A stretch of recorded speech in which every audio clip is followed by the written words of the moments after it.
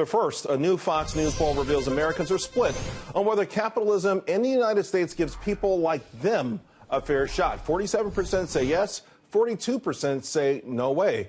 This as the world's tax collectors are trying to find ways to divvy up tech giants billions. Amazon news out that Amazon is paying zero in federal income taxes for the second year in a row. For more on all of this, let's bring in the panel Democratic strategist John Summers. Beverly Hallberg's with us. She's with the Independent Women's Forum fellow, and she's a district media group leader. And also David Bonson's back with us as well. Beverly, let me start with you. The big mainstream news out of everything I just talked about was Amazon not paying any federal income taxes for 2 years in a row. How did they do it?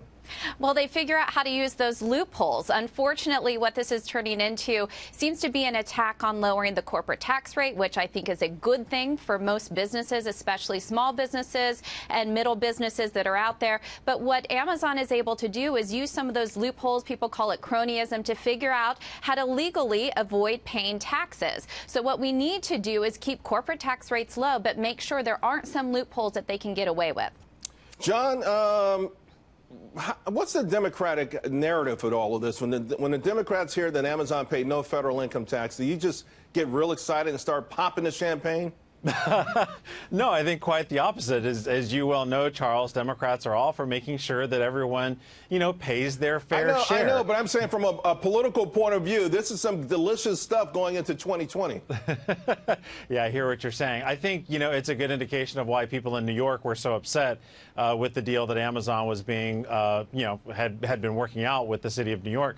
So I can see now, why people were so upset. I'm not surprised that things have gone south as quickly as they have. I think what we're seeing now is an example of elected officials listening to their constituents, and it'll be interesting to see if Amazon decides to come back to the table, although I don't think they will. Yeah, David, 2 years in a row, they hadn't paid any federal taxes. And, the narrative is that this is one of the richest companies in the world with the richest man in the world. How did they not pay federal income taxes? See, I really think it's important that those of us on the right who are opposed to cronyism, and we talked about it so much in the last segment I was on, but also those of us who defend a low corporate tax rate for everybody, get this right on the Amazon thing. I disagree with the earlier guest that there were all these loopholes as to the reason why they didn't pay taxes last year.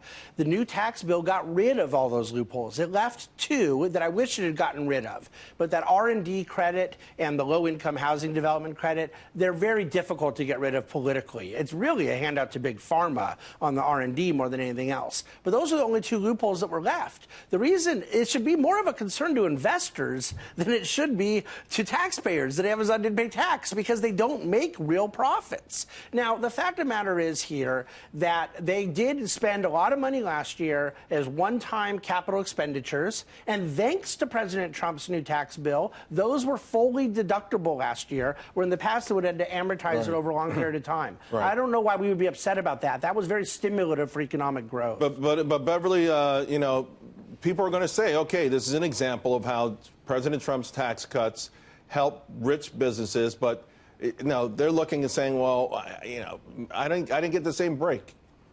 Yeah, this is a narrative that Democrats are going to use. What I think is always interesting about bringing up Amazon, they haven't been talking about the subsidies that they did receive or going to receive to move to Virginia. We saw that apparently Jeff Bezos just broke up with New York City on Valentine's Day. They're not going to be going to New York City, going to Queens there. But these subsidies that are going to Amazon, why don't people talk about that as much? I think that's extremely concerning. You shouldn't have to pay someone to come to your state and do business. But for whatever reason, it seems fine when it's in that vein, subsidies. But when you take a look at the taxes and what Amazon actually brings, they bring a lot of business. And John, they bring a lot of jobs. And we are talking about subsidizing the entire remaking of America, from airplane travel to what we eat. I mean, we're talking about a perhaps $100 trillion makeover that I guess essentially will be subsidized by the American taxpayer. It is a difficult thing, right? Because that's there aren't a lot of ways that cities can compete with one another. So they compete on education,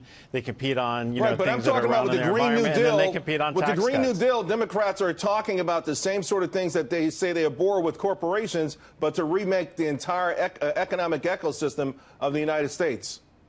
Well, you know, the Green New Deal is a proposal that's out there. I think it's an ambitious proposal. It's one that, you know, if the Senate's going to vote on it, I hope they go through the normal legislative process, have debates, committee hearings on it, and offer up amendments to make it better. Okay, David. Well, my final thought is just that it's very important that we be consistent in how we approach it. What we want is economic growth, and we don't have to have crony deals to do it. And there's two things that happened today that have Amazon in the news. This thing with New York and Virginia, I completely agree with Beverly. It was cronyism, should not happen, and that was Amazon trying to take taxpayer money. However, them paying little or no tax on the federal rate is simply a byproduct of the tax code. Simplify the entire tax code, let everyone pay their share. But in this particular case, Amazon didn't have profits. That's the reason. All right. Hey, John, David, Beverly, thank you all very much.